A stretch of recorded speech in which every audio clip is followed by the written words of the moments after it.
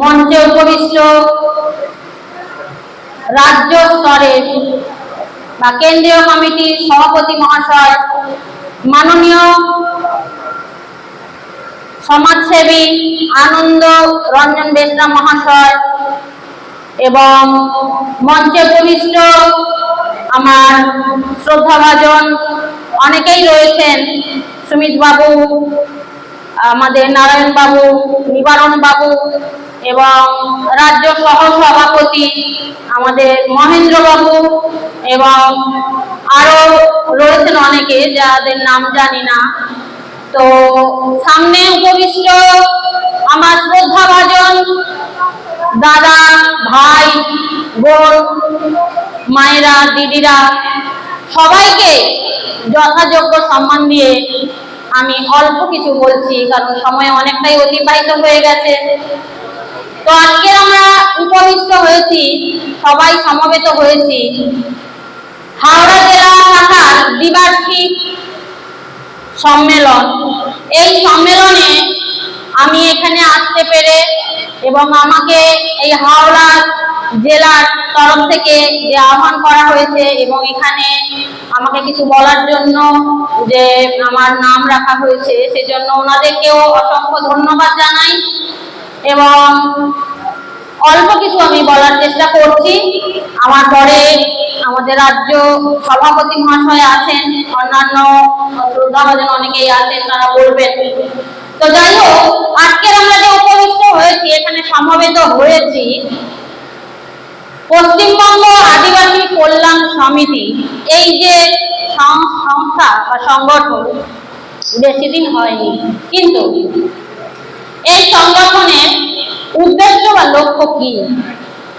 এই সংগঠনের লক্ষ্য এবং উদ্দেশ্য ফেক এসটি সার্টিফিকেট নিয়ে।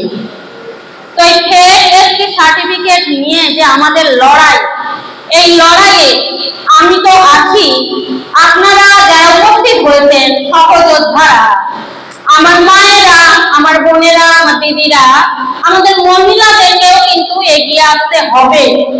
কারণ পুরুষ আমরা পাবই, তারা লড়াই করবেন, কিন্তু তাদেরকে সাহায্য সহযোগিতা করার জন্য মহিলাদের অবদান কিন্তু কম নয়। আর মহিলা বলে আমরাও কিন্তু পিছিয়ে থাকবো না।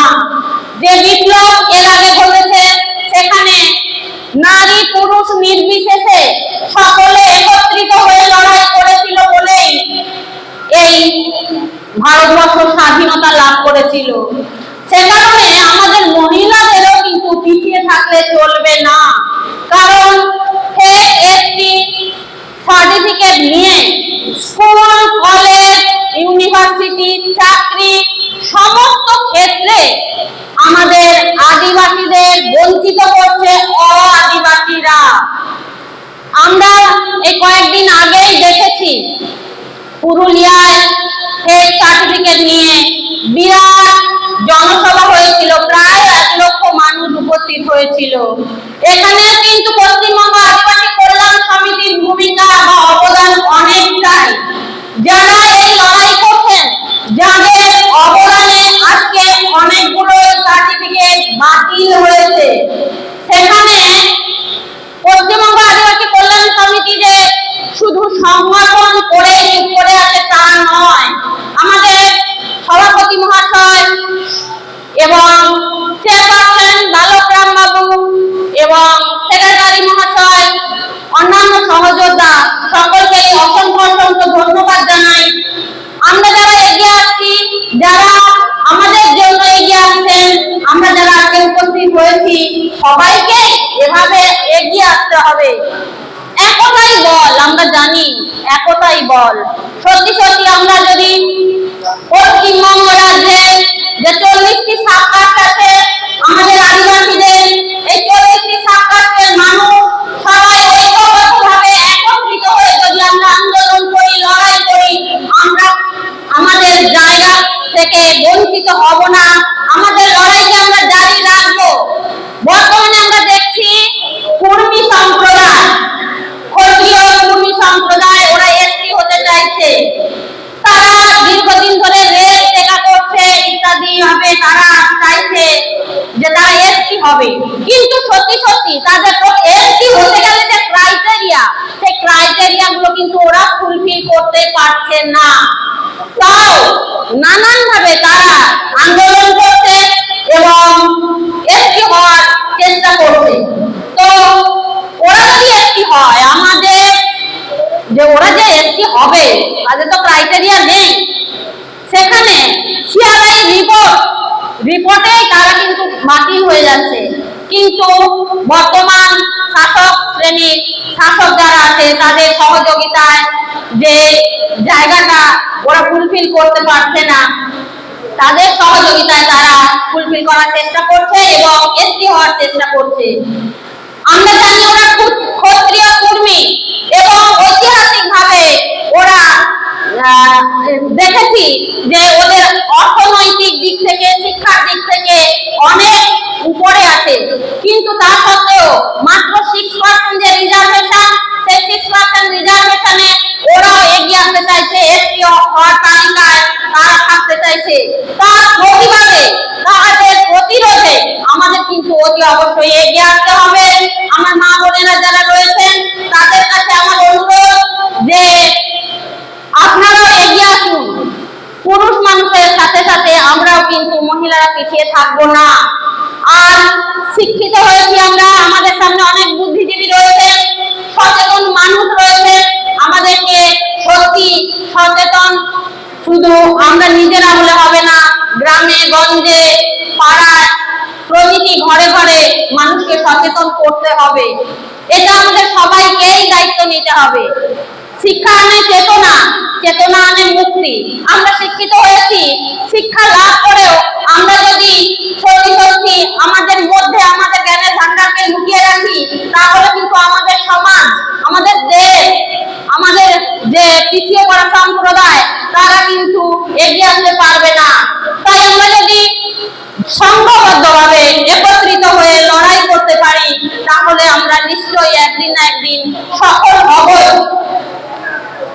এই কথা বলে এবং আমার মা বোনেরা যারা রয়েছেন, সত্যি আমরা মহিলা বলে আমরা শোপিস হয়ে থাকবো না, ঘরের মধ্যে আটকে থাকবো না। বর্তমান দিনে মহিলারাও কিন্তু প্লেন চালাচ্ছে, ডক্টর হচ্ছে, খেলোয়াড় হচ্ছে, সব দিক থেকে মহিলারাও কিন্তু এগিয়ে আছে। অতএব আমরা মহিলা বলেও কিন্তু আমরা ঘরের মধ্যে থাকবো না এবং আমরা চাইবো আমাদের যে ভবিষ্যৎ প্রজন্ম, তাদের আলোর পথ দেখিয়ে যাওয়ার চেষ্টা করব। ভবিষ্যৎ প্রজন্মের কথা ভেবে আমাদের ঘরে এখন আগুন লেগেছে, সেই আগুন কিভাবে নেভানো যায় সেটা আমাদেরকে ঐক্যবদ্ধভাবে সংগ্রাম করতে হবে, এগিয়ে আসতে হবে। পশ্চিমবঙ্গ আদিবাসী কল্যাণ সমিতি মাত্র 2021 সালে সম্ভবত রেজিস্ট্রেশন হয়েছে। এর মধ্যে ওনাদের যে আগ্রহ, তাদের যে আন্দোলন, লড়াই, তাদের যদি আমরা সহযোগিতা করতে পারি, সত্যি সত্যি ওনারাও কিন্তু আমাদের সহযোগিতায় সত্যি সত্যি আমাদের টেক এসটি সার্টিফিকেট যেভাবে আদিবাসীরা বের করে শিক্ষকতা করছে, চাকরি করছে, স্কুল কলেজ ইউনিভার্সিটিতে আসছে, সেটার প্রতিরোধ এবং প্রতিবাদ গড়ে তুলতে হবে। পশ্চিমবঙ্গ আদিবাসী কল্যাণ সমিতি মাত্র 3 বছর সম্ভবত 21-22 এরকম হবে বা 21-22 এরকম হবে, কিছুদিনের মধ্যেই রেজিস্ট্রি হয়েছে, বেশি দিন নয়। এর মধ্যেই বেশ কিছু সার্টিফিকেট বাতিল করেছেন। ওনাদের বাতিল হওয়া তথ্যগুলো হলো রায়গঞ্জ, উত্তর দিনাজপুরে 78টি সার্টিফিকেট বাতিল হয়েছে, মুর্শিদাবাদ জেলা থেকে 5টি, পুরুলিয়া জেলা থেকে 9টি এবং হাওড়া জেলা থেকে 7টি, ঝাড়গ্রাম জেলা থেকে 9টি। এরকম ভাবে তাদের প্রচেষ্টা, সত্যি আমাদের সকলের চেষ্টায় আরো আরো অনেক উন্নত হবে এবং পশ্চিমবঙ্গ আদিবাসী কল্যাণ সমিতি সফল হবে, সফলতা লাভ করবে। এই আশা রেখে উপস্থিত সবাইকে, মঞ্চ উপবিষ্ট যারা আছেন আমার শ্রদ্ধাভাজন, সামনে উপবিষ্ট যারা আছেন সকলকে অসংখ্য ধন্যবাদ এবং যথাযোগ্য সম্মান জানিয়ে আমি আমার কথা শেষ করছি। আর মাত্র কয়েকদিন আগে 9ই জুন বিরসা মুন্ডা, আমাদের বীর বিপ্লবী, যারা কিনা আমাদের দেশের জন্য, দেশের জন্য নিজের প্রাণটাকে বলিদান দিয়েছেন। তাকে স্মরণ রেখে আমি নিজে একটা গান লিখেছিলাম। শুধু বিরসা মুন্ডা নয়, সিধু কানু, ফুলধানু এনারাও এবং তিলকা মাঝি, অনেকেই আছেন আমাদের আদিবাসী সম্প্রদায়ের মানুষ, তাদেরকে শ্রদ্ধা জানিয়ে এবং বীর বিরসা মুন্ডাকে শ্রদ্ধা জানিয়ে আমি একটা গান আমি আমার মতো করে রচনা করেছি। তো চেষ্টা করছি অল্প একটু করার। নমস্কার, ধন্যবাদ। 9 জুন বিরসা মুন্ডার শহীদ দিবস গেছে, সেই উপলক্ষে এবং আমাদের বীর শহীদদের উদ্দেশ্য করে, সিধু কানু, ফুলধানু ওদেরকে উদ্দেশ্য করে আমি একটি গান চেষ্টা করেছি। বিরসা ভগবান আমদো আদিবাসী আলিয়া ভগবান আমদো আদিবাসী মুন্ডা কোয়াহন। বিরসা ভগবান আমদো আদিবাসী আলিয়া ভগবান আমদো আদিবাসী মুন্ডা কোয়াহন। সবে নেহর কগি মিতা জামান জানালে হরারে কুরুম নাতিন ভরসায়ে মালে। সবে নেহর কগি মিতা জামান জানালে হরারে কুরুম নাতিন ভরসায়ে মালে। বিরসায়া ও বীর বিরসা আমদো আদিবাসী আলিয়া ভগবান আমদো আদিবাসী মুন্ডা কোয়াহন।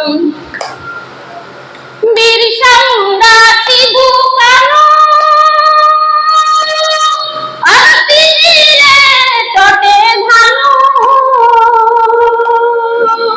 বিরসা মুন্ডা সিধু কানু আতিরে টটে ধানু। ও বিরসা ব্রিটিশ কোলো লহড়াই কে দাম।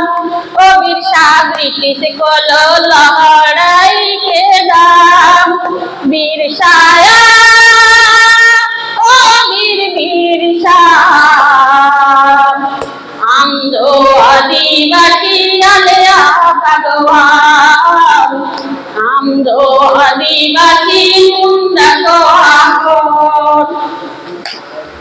নমস্কার, ধন্যবাদ। এটা আমি মুন্ডারি ভাষায় গানটা গাইলাম। আপনারা বুঝতে পেরেছেন কিনা জানি না।